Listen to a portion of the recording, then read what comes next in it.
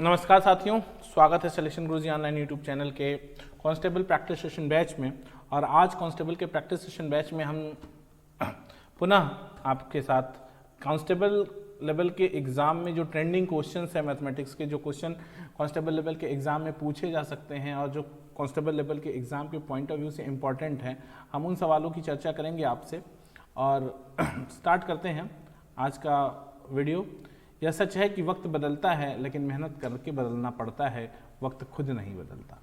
तो सबसे बड़ी और अच्छी बात यही होती है कि सच में वक्त बदलता है। ये एक फैक्ट बात है, सच्चाई है कि वक्त बदलता तो है दोस्त, लेकिन यूं ही नहीं बदलता। बदलने के लिए आपको प्रयास करना पड़ेगा। ठीक है, बढ़ते हैं आगे क्वेश्चंस की तरफ। कह रहे हैं एक कार्य को 8 दिनों में पूरा करने के लिए 20 व्यक्तियों को लगाया गया था। कोविड-19 संक्रमण के कारण 4 व्यक्ति 4 दिन कार्य करके 4 व्यक्ति 4 दिन कार्य छोड़कर चल दिए। 4 दिन बाद कार्य छोड़कर चल दिए। कार्य को पूरा करने के लिए आवश्यक दिनों की कुल संख्या ज्ञात कीजिए। देखिए, जो करेक्शन है मैं आपको कर दे रहा हूँ। सिंपल सा सवाल भी है, सवाल में भी बहुत कुछ नहीं है कि आपको बहुत समस्या होनी है। समझिएगा, एक कार्य को 8 दिन में पूरा करने के लिए 20 व्यक्तियों को लगाया गया था। कोविड-19 संक्रमण के कारण 4 व्यक्ति 4 दिन कार्य करके 4 व्यक्ति 4 दिन कार्य करके छोड़कर 4 दिन, या यहां कर लेते हैं, 4 दिन बाद कार्य छोड़कर चले गए। कार्य को पूरा करने के लिए आवश्यक दिनों की कुल संख्या ज्ञात कीजिए। ध्यान दीजिएगा, सिंपल सा सवाल है। 20 व्यक्ति कितने दिन 8 दिन में काम कर सकते हैं। 20 व्यक्तियों ने 4 दिन तक काम किया और फिर वो काम छोड़कर चले गए। तो बच्चे कितने? 4 लोग काम छोड़कर चले गए, तो ये बच्चे 16 व्यक्ति कितने दिन में काम को पूरा करेंगे, यही सवाल है। तो इधर आ जाएगा, तो ये 20 गुणित 4 बटा 16 बराबर डी। तो 4 चौके 16, 4 बचे 20, यानी डी बराबर हो गया आपका 5 दिन। 5 दिन ये और 4 दिन पीछे, यानी कुल कितना दिन? कुल 9 दिन। ठीक ना? कुल 9 दिन लगेंगे। सिंपल सवाल, समझ पा रहे हो? अगला सवाल ध्यान देना। देखो भाई, 20 आदमी 8 दिन तक काम कर सकते थे। ठीक है, 20 आदमियों ने 4 दिन तक काम किया और फिर 4 आदमी काम छोड़कर चले गए, तो बचे कितने? 16 आदमी। और 16 आदमी जो बचे वो डी दिन तक काम करते हैं, तो डी बराबर आ गया 5 दिन। ये शेष 16 लोग 5 दिन काम किए और वो 4 दिन काम हुआ, 5 4 9, कुल टोटल 9 दिन काम हुआ। अगला है, 2 शंकुओं की ऊंचाई का अनुपात 2:1 और उनकी त्रिज्याओं का अनुपात 1:2 है। उनके आयतन का अनुपात ज्ञात करो। देखो, ध्यान दो, कह रहे हैं 2 शंकुओं की ऊंचाई h1 संबंधे h2 बराबर 2:1 और त्रिज्या r1 संबंधे r2 यह बराबर 1:2। तो कह रहे हैं आयतन v1 संबंधे v2 क्या होगा? तो v1 बटा v2 क्या होता है? v1 बटा v2 इज इक्वल टू, शंकु है तो 1/3 पाई r1 स्क्वायर h1 बटा 1/3 पाई r2 स्क्वायर h2। 1/3 पाई 1/3 पाई से कैंसिल कर जाएगा। ये बात क्लियर है। r1 स्क्वायर का क्या मतलब हो गया? r1 स्क्वायर का मतलब हो गया 1 का स्क्वायर और h1 का मतलब 2 बटा r2 स्क्वायर यानी 2 का स्क्वायर इंटू h2 1, यानी 2/4 या 1/2। तो v1 संबंधे v2 बराबर हो गया 1:2। सीधा ये सी ऑप्शन आपका करेक्ट हो गया। यहां तक कोई तकलीफ नहीं है, सिंपल सवाल है। मीन्स सबसे बड़ी चीज है ना कि जो कांस्टेबल लेवल के क्वेश्चन है ना, या आप सब इंस्पेक्टर लेवल तक के एग्जाम्स में जो मेंसुरेशन से क्वेश्चन आते हैं वो बेसिकली फार्मूला बेस्ड क्वेश्चन ही है और उसमें कुछ बहुत टेक्निकल नहीं है अभी तक। अगला सवाल है कि 1575 रुपए में 90 पेन बेचकर एक दुकानदार 30% की हानि होती है। 18% का लाभ अर्जित करने के लिए उसे 708 रुपए में कितना कलम बेचना चाहिए। ठीक है, तो बहुत सिंपल सवाल है, सॉल्व कर लेते हैं। देखो 1575 रुपए में, एक मिनट ध्यान देना, 90 पेन बेच रहा है कितने में, 1575 में, तो एक पेन का मूल्य कितना हो गया, 1575 बटा 90, ठीक ना, बटा 90, तो 15 बचे 75, 15 छक्का 90, 15 एक का 15, 15 बचे 75, ठीक, 15 छक्का 15 बचे 75, ठीक। अब ये हो गया 105 बटा 6, यानी 1, 6 का 6 और कितना बचा 4, 6 सत्ते 42, 3 17.5, और ये 17.5 का जो एसपी आएगा, ये एसपी कितना रिटर्न दे रहा है, ये एसपी आपको रिटर्न देगा 30% की हानि यानी 70%, तो 70% बराबर हो गया 17.5। क्लियर है बात। कह रहे हैं कि 18% लाभ अर्जित करने के लिए उसे 708 रुपए में कितना पेन बेचना, तो 70% बराबर अगर इतना है तो 118% प्रॉफिट चाहिए ना, प्रॉफिट ऑफ 18%, तो ये कितना हो जाएगा 118% बराबर 17.5 बटा 70 गुणित 118। सॉल्व कर लीजिए इसको, ठीक है ना, और इसमें भाग दे सकते हैं आप। अच्छा चलिए ठीक है, एक पेन का निकाल ही लेते हैं, ठीक। अब देखो क्या हो जाएगा, सॉल्व करिए तो आपको मिल जाएगा ये 29.5, 29.5। अब देखो क्या होगा दोस्त, एक पेन 29.5 रुपए में बेचेगा तब 18% लाभ होगा, तो 708 रुपए में कितना पेन बेचना पड़ेगा, 708 गुणित बटा 29.5 बराबर 7080 बाई 295, और ये कट जाएगा 4, 224, देखो 7080 बाई 295, 2 बचे 10 की 0 हासिल 1, 2 9 18 19 1, 2 2 4 1 5, ये 9, ये 10 में से 1 हो जाएगा 1, और 6 में से 1 कितना 0, और 4 बार ले जाइए आपको हो जाएगा 1590, 9 दूनी 18, यही है, कितना जाएगा 24 पेन, 24 पेन बेचना पड़ेगा। आपका ऑप्शन ए सही हो जाएगा। कुछ कुछ क्वेश्चन कैलकुलेटिव आपको मिल जाएंगे एग्जाम में। आगे देखते हैं, कह रहे हैं कि दो मित्र ए और बी एक व्यवसाय को 3 संबंधी 1 के अनुपात में निवेश करते हैं। ए ने 2 महीने पहले अपना हिस्सा वापस ले लिया, 1 वर्ष के अंत में कुल लाभ 2600 था, तो ए का लाभ में हिस्सा ज्ञात कीजिए। सिंपल सवाल है, समझने की कोशिश करिएगा दोस्त, बहुत सिंपल सवाल है ना, समझने की कोशिश करिए, ध्यान दीजिए। कह रहे हैं कि दो मित्र ए और बी एक व्यवसाय 3 संबंधी 4 के अनुपात में निवेश करते हैं।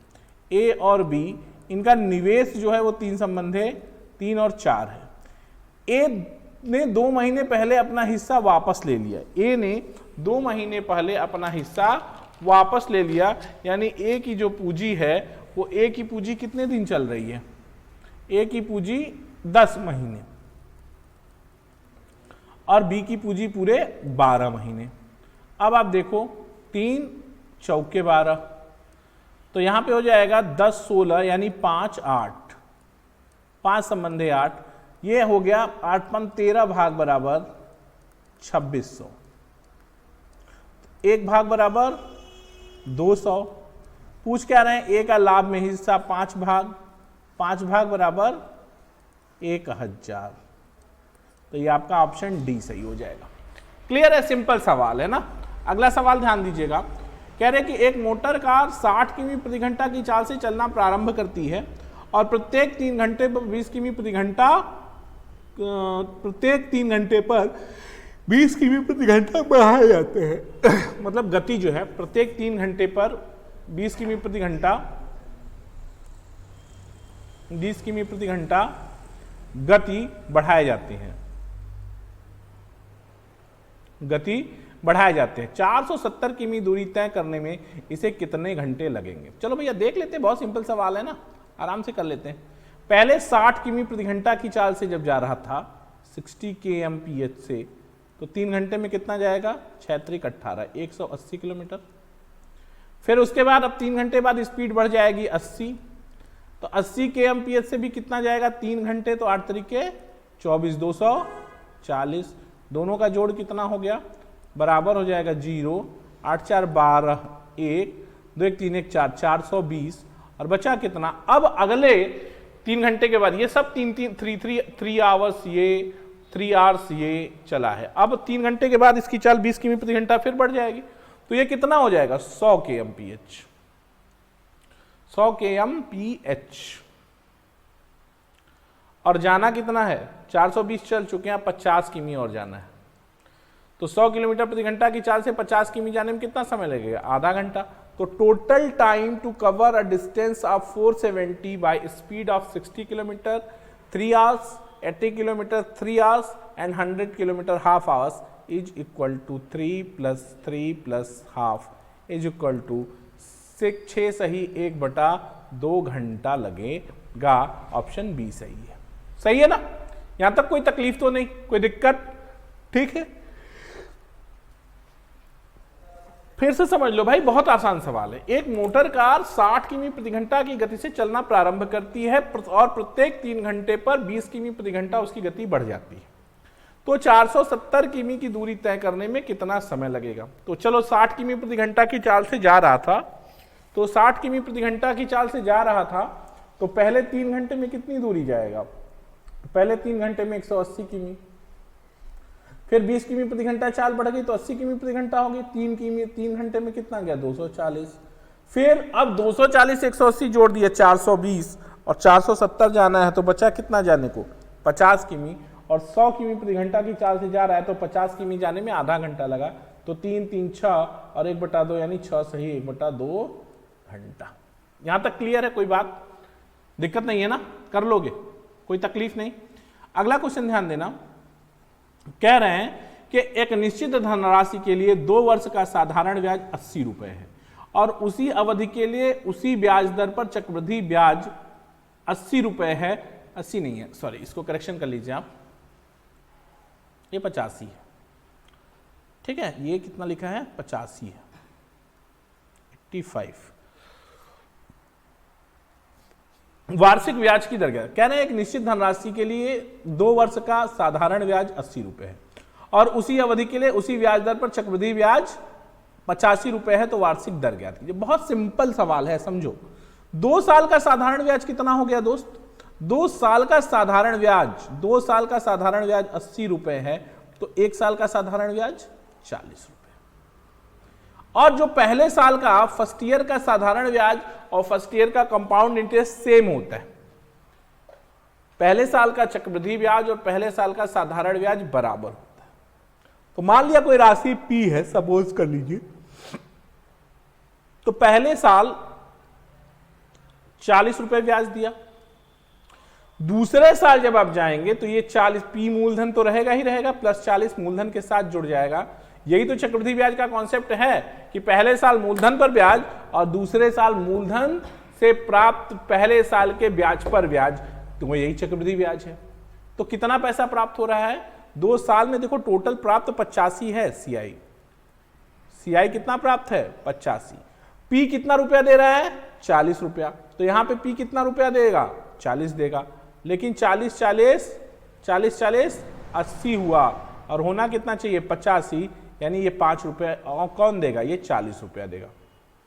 ये 40 रुपया कितना ब्याज देगा? 5 रुपया ब्याज देगा। तो ब्याज की दर क्या हो जाएगी? ब्याज की दर बराबर क्या? 40 रुपया अगर 5 रुपया दे रहा है तो 80 रुपया 10 रुपया देगा, 10 रुपया देगा, और 100 रुपया कितना देगा? 12 सही 1/2, यानी 5/40 गुणित 100 ना, 5/40 गुणित 100, 5/40, 100/8 का मतलब ही होता है 12 सही 1/2%। कोई तकलीफ नहीं ना, कर लेंगे यहां तक, सही है। आगे बढ़ते हैं, अगला क्वेश्चन ध्यान दीजिएगा। वह छोटी से छोटी संख्या ज्ञात करो जो एक पूर्ण वर्ग है और निम्नलिखित प्रत्येक संख्या से विभाज्य है। किससे किससे विभाज्य है? 15 से, 24 से और 36 से। एकदम हिट एंड ट्रायल। देखो यार, 900 एक ऐसी संख्या है, 900 एक ऐसी संख्या है जो 15 से भी विभाजित है, 36 के लिए क्या होना चाहिए? 9 चौक 36, तो ये तो 4 से भी कट जाएगा, 36 से भी कट जाएगा। 24 यानी 8 से कटे और 3 से कटे, तो 3 से कटेगा लेकिन 8 से नहीं कटेगा। 1600 15 से नहीं कटेगा, 6400 15 से नहीं कटेगा, 3600 इसका आंसर होगा। 36 गुणित 100, 15 से काटोगे तब भी 5 काट लेगा, 3 काट लेगा, ठीक है। 24 से काटोगे तो 8 और 3, या आप ये कह सकते हैं कि 6 और 4, 6 और 4 से कट जाएगा और 36 से कट ही जाएगा, यानी ये 3600 ही सही आंसर है। इसको ऑप्शन से कर सकते हैं और इसको कहते हैं हिट एंड ट्रायल मेथड, जिससे हम क्या करते हैं? ऑप्शन से क्वेश्चन को टैकल कर लेते हैं। कोई दिक्कत नहीं यहां तक, ठीक है ना, सब ठीक ठाक, यहां तक कोई दिक्कत नहीं ना। कांस्टेबल लेवल के एग्जाम के पॉइंट ऑफ व्यू से ये सारे क्वेश्चन फ्रेम किए गए हैं आपके लिए, इसी लेवल के क्वेश्चन एग्जाम में आते हैं। और सबसे बड़ी जो समस्या होती है कि कांस्टेबल के एग्जाम के लिए, एमटीएस के एग्जाम के लिए, सीएचएसएल के एग्जाम के लिए बच्चों को बहुत दिक्कत ये होती है कि वो किस लेवल का सवाल पढ़े, क्योंकि जब वो बुक खोलते हैं तो समंदर उनको दिखता है कि इतना सारा पढ़ना है। तो कंपटीशन के लिहाज से सबसे बड़ी जरूरत ये बात की होती है कि किस लेवल के एग्जाम के लिए किस लेवल का प्रिपरेशन करना है। तो आपको क्वेश्चन ढूंढने की नहीं जरूरत है, क्वेश्चन हम आपके लिए ढूंढकर आपके लेवल का ला रहे हैं, आपको हमारे साथ उसको सॉल्व करना है और प्रैक्टिस करनी है, राइट। अगला क्वेश्चन ध्यान दीजिएगा कि एक संख्या के 2/3 के 3/8 का 1/5 है। एक संख्या के 2/3 के 3/8 का 1/5 20 है। 1/5 20 है, ध्यान देना, यहां छूट गया है। 1/5 क्या है? 1/5 देखो, एक संख्या के 2/3, अब इसको मैं थोड़ा सही से लिख देता हूं। एक संख्या के 2/3 के 1/8 का 1/5 20 है। इतना काट दो, कोई मतलब नहीं। एक संख्या के 2/3 के 1/8 का 1/5 20 है, उस संख्या का 60% कितना है? तो सॉल्व कर लो। मान लो कोई संख्या x है, x का 2/3 गुणित 1/8 गुणित 1/5 और ये बराबर 20। तो संख्या क्या हो जाएगी? x बराबर 20 गुणित 3 गुणित 8 गुणित 5/2, और 60% निकालना है तो गुणित 60/100, ठीक है। 20 पंजे 100, 5 बरहम 60 और 2 छक्के 12, 8 तिरिके 24, 24 पचा 120 और 120 छक्का 720, 60%, ठीक है ना। कितना आ गया? 2/3, 2/3, 3/8, सॉरी 3/8 है ये, 1/8 नहीं है, 3/8 है। हाँ 3/8 है, सॉरी। तो यहाँ बटे में 3 रहेगा, तो ये 3 से खत्म हो जाएगा। तो कितना आएगा? जरा सा ध्यान दीजिएगा, 1 मिनट, थोड़ा सा स्लिप कर गया, ध्यान दीजिएगा। तो सब कटा पिटा जो है वो सब ठीक है, 3 से कट जाएगा और आ जाएगा 8 पंजे 40 और 4 6 24, 240। तो आपका आंसर हो जाएगा 240। सिंपल है, कर लेंगे आप ना, कोई दिक्कत नहीं। अगला सवाल कह रहे हैं कि 9 सेंटीमीटर व्यास वाले किसी अर्धगोलाकार कटोरे में अधिकतम लगभग कितने लीटर दूध आ सकता है? ठीक है, सिंपल सवाल सॉल्व करने की कोशिश करना, ध्यान देना क्या करना है अपने को। एकदम शुद्ध कैलकुलेटिव क्वेश्चन है। तो एक तो भी चीज आपको पता होनी चाहिए कि 1 litre is equal to 1000 centimetre cube. यहां तक तकलीफ नहीं है ना? ठीक।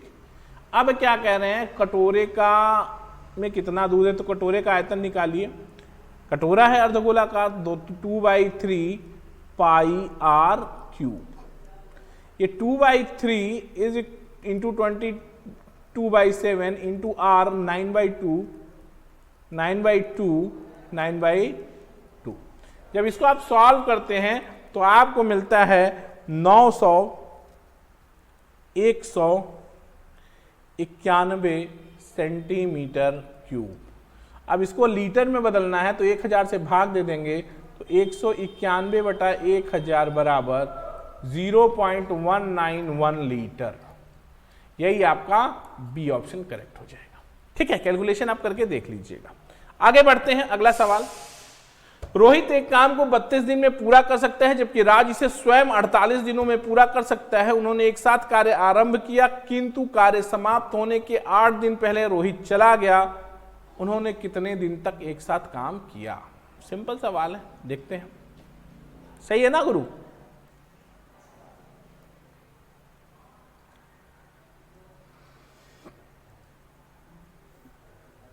रोहित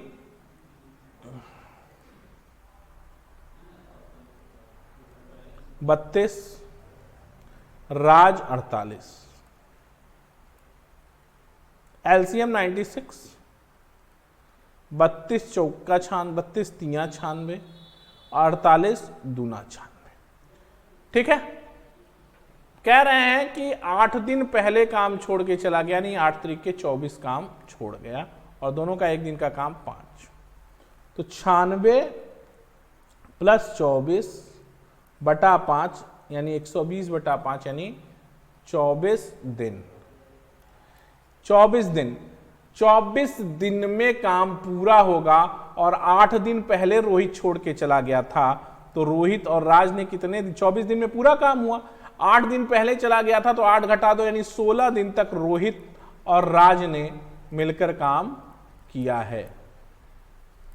कोई तकलीफ नहीं, कर लेंगे, सिंपल सवाल है ना। 24 दिन में से 8 दिन आप घटा देंगे तो 16 दिन तक रोहित और राज ने मिलकर काम किया। कोई दिक्कत नहीं, आगे बढ़े। चलिए ध्यान दीजिएगा, फिर से बता दूं, रोहित किसी काम को 32 दिन में, राज उसी काम को 48 दिन में कर सकता है। एलसीएम ले लिया 96, ये पूरा काम हो गया। चैप्टर वाइज कंटेंट सिलेक्शन गुरुजी पर जरूर पढ़िए, तभी प्रैक्टिस सेशन में बहुत धुआंधार मजा आने वाला है। तब कॉन्सेप्ट क्लियर रहेगा और प्रैक्टिस करने में मजा आएगा। तो रोहित का एक दिन का काम 3 और राज का एक दिन का काम 2, 3 2 5। यह काम समाप्त होने के 8 दिन पहले काम छोड़ गया है तो 8 तरीके 24। 96 में 24 जोड़ देंगे 120 हो जाएगा और दोनों के एक दिन के काम से भाग दे देंगे तो 24 दिन में पूरा कार्य समाप्त हो रहा है, जिसमें से 8 दिन पहले रोहित काम छोड़ के गया है। तो रोहित और राज ने 16 दिन तक साथ में काम किया। ये सिंपल सा सवाल है, कोई तकलीफ नहीं है। अगला सवाल देखते हैं। कह रहा है कि कोई धनराशि चक्रवृद्धि ब्याज पर 3 वर्ष में आरंभिक धनराशि की 7 गुनी हो जाती है। वह धनराशि कितने समय में स्वयं की 240 गलत है यहां लिखा, यह है 2401। ध्यान दीजिएगा 2400, ये है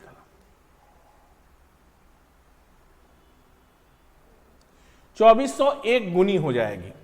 ठीक है, तो सिंपल सवाल है, इसका तो एक ट्रिक भी है बहुत धुआंधार। क्या ट्रिक है भाई? 3 साल में कोई राशि कितनी हो जाती है? 7 गुनी। कितनी हो जाती है? 7 गुनी। 3 साल में कोई राशि 7 गुनी हो जाती है। कह रहे हैं कितने समय में यह राशि 2401 गुनी हो जाएगी। 2401 गुनी का क्या मतलब है? 7 की पावर 4, ये 49 का स्क्वायर है गुरु, ध्यान रखना। 2401 49 का स्क्वायर है यानी 7 की पावर 4 है।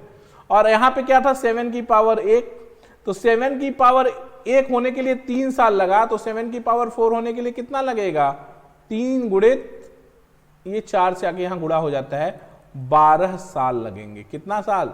12 साल। कोई दिक्कत नहीं ना, कर लोगे सवाल?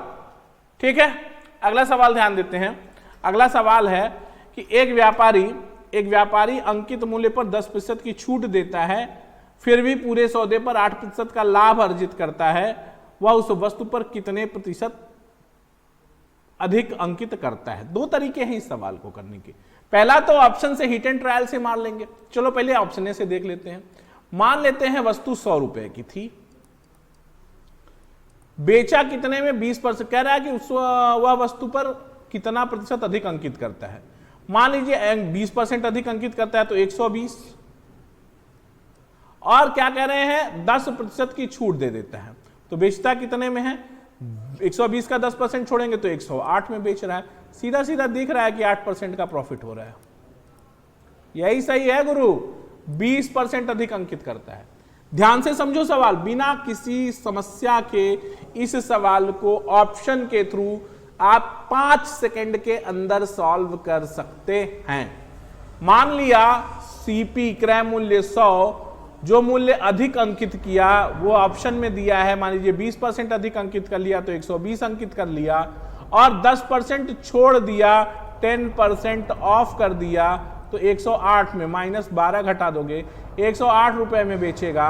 100 रुपए का सामान अगर 108 रुपए में बिकेगा तो प्रॉफिट तो 8% हो ही रहा है, यही 8% मांग रहा है वो। तो ये तो एक आंसर हो गया कि 20%, एक तरीके से आपने सवाल सॉल्व कर लिया कि 20% अधिक मूल्य अंकित करता है। दूसरा सीधा सीधा मामला है कि अगर 100 का सामान है, 100 का सामान है, 8% का लाभ चाहिए तो 108 में बेचेगा। और ये 108 कितना कब है, जब 10% छूट दिया है, यानी 90% बराबर कितना छूट का, मतलब अंकित मूल्य का 90% बराबर 108, तो 100% बराबर 108 बटा 90। ये मेथड उनके लिए मैं बता रहा हूं जो बड़ा कैलकुलेटिव आदमी है, जिनको लगता है कि नहीं नहीं हमको हिट एंड ट्रायल नहीं करना, हमको साफ साफ सवाल लगाना। ये 120 हो गया उनके लिए। बाकी मुझ जैसे ट्रिक्स अप्रोच वाले के लिए तो यही मेथड बेस्ट है भाई।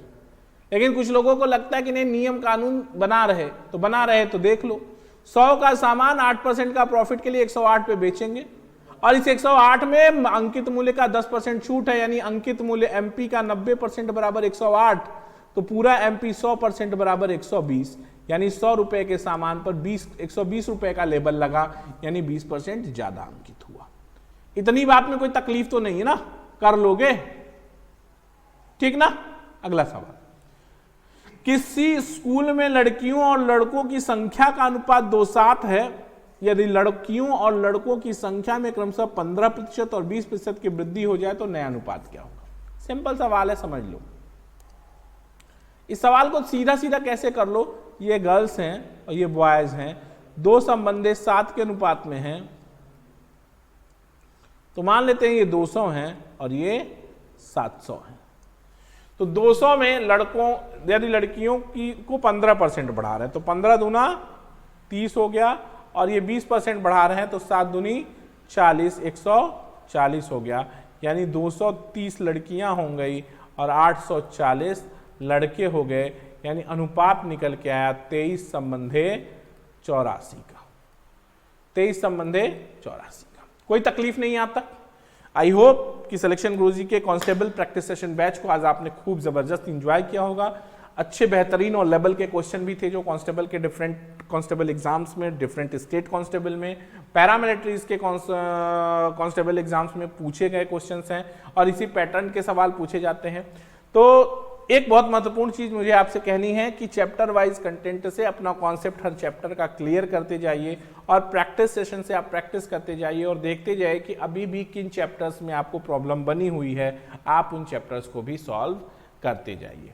ठीक है, तो आज इतना ही, कल फिर मुलाकात होगी इसी समय, और तब तक देखते रहिए सिलेक्शन गुरुजी ऑनलाइन। जय हिंद, जय भारत।